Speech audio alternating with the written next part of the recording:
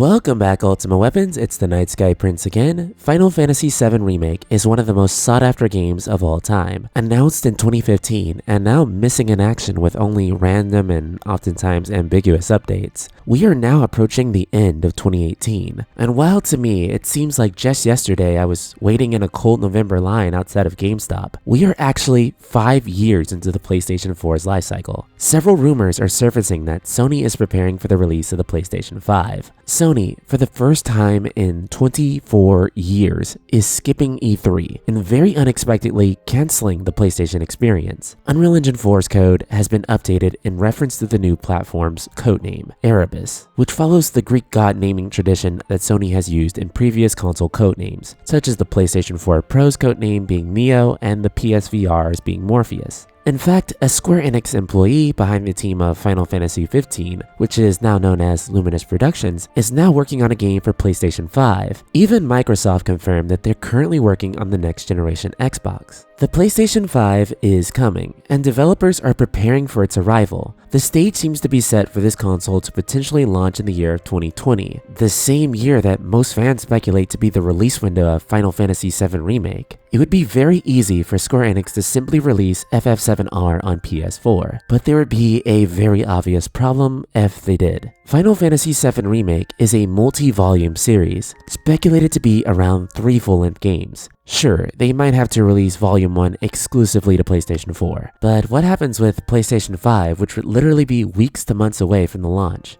And then what happens to Volume 2 and 3 when inevitably they're released for PlayStation 5 instead? Final Fantasy VII Remake is an incredibly elusive game, since its inception as just a technical demonstration for the PlayStation 3 until its official announcement and unfortunate disappearance for the PlayStation 4. With its director, Tatsuya Nomura, commenting that its missing in action state being a deliberate decision on behalf of the company to focus on Kingdom Hearts 3. And in fact, he went out of his way during a Dissidia livestream just to clarify the rumors about the game. Nomura said, quote, "There's been some misinformation regarding Final Fantasy VII Remake in some parts of the internet, so I want to touch up on that a little. They say Final Fantasy VII Remake's development has just begun or hasn't advanced. That is not official. As I said during E3, development is going favorably. I just wanted to say that the current PR priority is Kingdom Hearts 3, as it was during the Artnia event the other day. But after that, it'll be Final Fantasy VII, so please do not worry. I know this has nothing to do with the city of Final Fantasy, but this is the only opportunity I'll get to speak to you all directly, so I thought I'd take up a little bit of your time. I really pushed for it."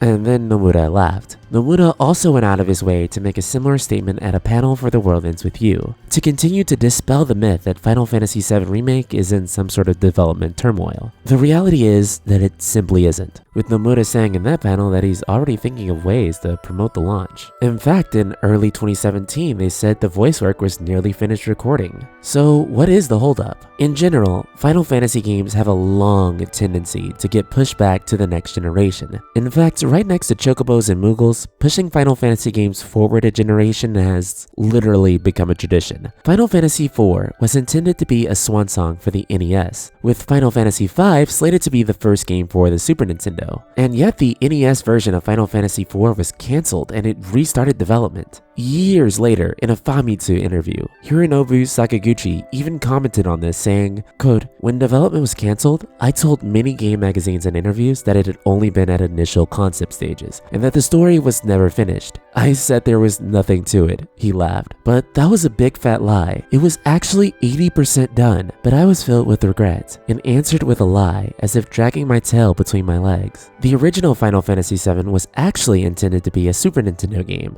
However, due to delays caused by the simultaneous development of Chrono Trigger, with overlapping key staff such as Kitase and Uematsu, it got pushed back and eventually was developed on PlayStation 1. Final Fantasy XIII was originally in development for PlayStation 2, but after the overwhelmingly positive reception of the Final Fantasy VII technical demonstration for PlayStation 3, all work on the PS2 version of FF13 was scrapped in favor of moving to the next generation. And Final Fantasy 15, well, yikes. I think the story of that generational leap is still fresh enough in our minds to not need a reminder. Square Enix still has a strong technology focus for Final Fantasy VII Remake, saying that Final Fantasy VII Remake's technology will even surpass Final Fantasy 15. The goal they have in mind is to make the most visually impressive and technically astonishing Final Fantasy ever. With such an ambitious goal, it's hard to imagine that they wouldn't be curious about pushing next-gen technology. One of the reasons that Unreal Engine 4 is being used for Final Fantasy VII Remake is so that code and assets can quickly be reused. However, this might lead you to worry that if there was an Unreal Engine 5 that it would set everything back. After all, Unreal Engine 3 code is not natively compatible with Unreal Engine 4, at least not without a bit of reworking, such as the case with the Last Remnant remaster. Thus, it might seem like an Unreal Engine 5 could potentially be on its way. Despite this though, it seems as though Epic will be focusing on enhancing Unreal Engine 4 even further, and including next-gen support in Unreal Engine 4 itself already. Unreal Engine 4 is already prepping for the next generation leap, allowing it to support graphics that are realistic in a mind-blowing way. Just look at this tech demo for example. It's insane that something this realistic is happening in real time, with no pre-rendered CG. Although PlayStation 5 probably won't achieve this high of quality, it does give us a good look at what the next generation will be like. Final Fantasy VII Remake Volume 1 has been in development for PlayStation 4, and considering how many people have been waiting on this title, it only makes sense to prioritize a release for PlayStation 4. That is, if they plan to release it by 2020. But it's almost inevitable at this point that they'll have to make the first volume a cross-gen game that hopefully looks great on PlayStation 4 and will inevitably look even better on PlayStation 5. Conceptually, this isn't too different from something like Twilight Princess or Breath of the Wild, but considering how many people will get the first episode for PS4, and assuming that save data will transfer between this multi-game series, then hopefully they can make it an easy process to transfer save data between consoles. Seeing Final Fantasy VII skip 2 generations and being remade for PlayStation 4 was quite an overwhelming concept from the start.